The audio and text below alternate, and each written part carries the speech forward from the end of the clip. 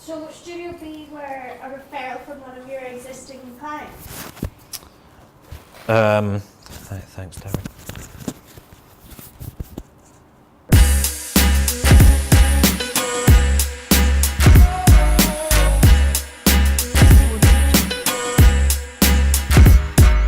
Four by Two were working with Clydesdale Bank, and they asked us to come in and sort of profile the journey of making that space come to life.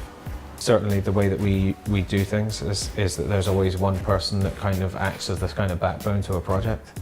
I think it's important to have that, right? Because you know, for customers not to feel like they're being passed around the houses, I think it's massively important. In reality, it's a lot more of a collaborative effort than that. These guys were doing something that's different within their sphere. Yeah. And it was really interesting to see the process and be part of that process. The things that they wanted to communicate were really the ethos of the space and what it was supposed to communicate and what it was supposed to achieve. We needed to get that across to the audience. But those guys really knew what the message was. They had already nailed that. Yeah, they were really confident in terms of what they wanted to get across. But how we went about doing it, I don't think they really had a particular direction that they really wanted to go in.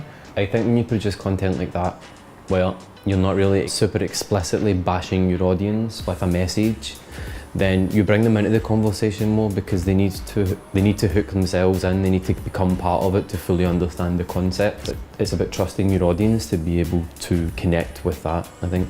They had rather helpfully captured quite a bit of footage themselves just on phones and whatnot along the way. So that was kind of handy because obviously it kind of painted a picture for us from the sort of earlier stages of the project. We spent quite a lot of time working with their team in the early stages of the project, really familiarizing ourselves with the product. What we wanted to do is sort of explore the concept with their team and unpick that story so that we could then present it back to the audience.